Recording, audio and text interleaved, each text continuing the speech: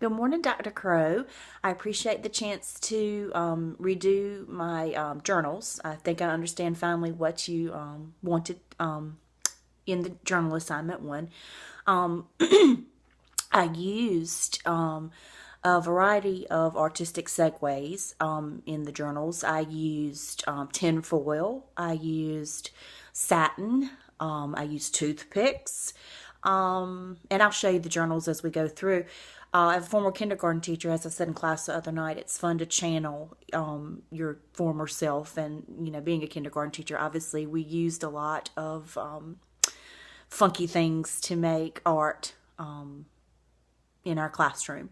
I used poetry this time, and I also used magazine pictures and articles. So I'd like to go through and show you some of the journal entries that I came up with. Obviously, you gave me 5 out of 10, so you got the last one on the giving tree. So I have 6 others dealing with that. This one, the first one, is dated 7/10/2015, and it is my poetry one, and it's called Her Eyes. And if you notice those pretty green eyes, that's what color my mother's eyes are. And as I told you, we've been having cataract surgery. This one is Poetic Expression. The poem is cloudy, blurry, shiny. She cannot see the moon, which is my mother's favorite thing to do at night. Wet, teary, swollen. She cannot see the moon. End result, focused, clear, cat-eye green. She can see the moon. And again, those beautiful green eyes are right in focus, and she is now able to see. Her favorite thing to do at night is go see the moon. And I always call her my little green-eyed kitty cat because her eyes look like green-eyed kitty cats. So I thought that was an interesting, not a very good picture of a kitty cat. But, and I said, cat-eyed, green-eyed mama, I am so sad when you can't see God's beauty in nature, especially the moon. And now that she has her cataracts fixed, she is able to obviously do that. And we're so excited and happy about that.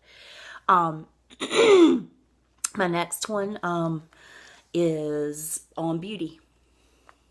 And I used magazine articles and cutouts.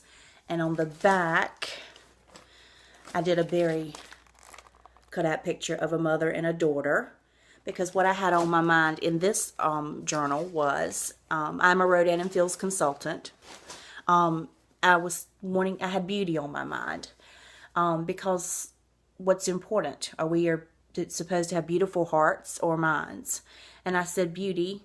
What is beauty? Are we beautiful inside? Are we beautiful outside? Is it important to have a beautiful heart and mind, or a beautiful face, skin, body, and hair?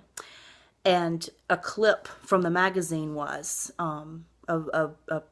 saying, valuing beauty is an essential part of human nature, or Darwinian struggle for survival. So that goes back to the picture on the back of the mother and the daughter. What are we teaching our daughters about beauty? I'd like to hear everybody more thoughts on that. My mother always said growing up to me, pretty is as pretty does. If you don't have a pretty heart, you're ugly. So that was just where I was on that journal entry. This one, I used tin foil, and it looks like railroad tracks, and it's also dated. The tin foil represents my son's spine. I said, to Austin, love mama. This is kind of a love note to him, kind of showing him in a, crude representation, obviously, what his spine now looks like. The spine is straight. The spine fixed with rods looks like straight railroad tracks, because that's what he said when he first woke up out of surgery when we showed him his new back on his x-ray. So I used tin foil in that.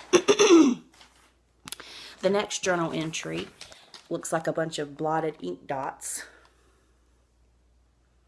And what I thought I had in mind with this was, when I taught kindergarten, we used to use paint and straw and make abstract kind of art blowings. Well, with this one, I used food coloring, and I wanted to kind of represent the wellness component, because as we go through counseling, we see things get a little bit better as we're on the road to wellness. And then we see things get a little bit better. And then I'll switch over to the end. At the end, we don't have as much that we're dealing with.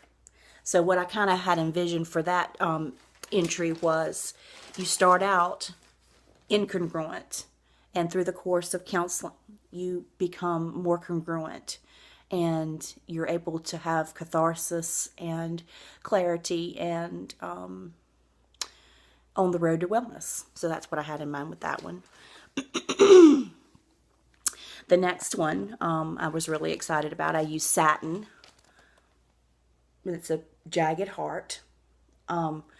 What I was referencing this is, and I referenced this in my blog for Journal 2, for blog 2 this week. I started my counseling journey wanting to be a counselor because I was volunteering at the Carolina Pregnancy Center, and they have post-abortive counseling, and this heart represents a lot of their hearts after abortion. They're jagged, they're not whole, and they're coming to the center to get congruence and wholeness. And I used a quote from the song Sarah by Stevie Nicks. It's, she says in the song, "You're the poetry in my heart. There's a heartbeat that never really died." I think this activity would be really good with bringing catharsis to abortion victims. And it's something that they can look at that's concrete, that would bring about the change and congruence. I don't think you ever really get over it, but there's ways that you can deal with it in a more positive way. This next one, I used toothpicks with lips. What I had in mind for this one was the Confederate flag issue that we're going with, and the Supreme Court decision. I drew the lips and I put two toothpicks going over because I feel like you can't say to anybody these days what's on your heart and your mind for fear of offending everybody. So sometimes I'm thinking, well, what do you say? Can you even say anything to anybody? And kind of, you feel like over here, I did. You've got bars on your heart also, as well as on your lips, because you just really don't know what to say to anybody. And here's a bigger picture of using the toothpicks with the bars. And you've got bars, it's like prison on your heart, because, and I entitled that one, Prisoned Heart.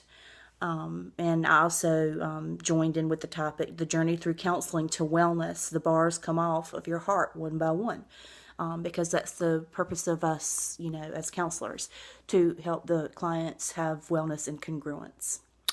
Along with the Shel Silverstein Giving Tree that you already graded me for. I hope this meets your requirements, and I hope you have a great day. Thank you.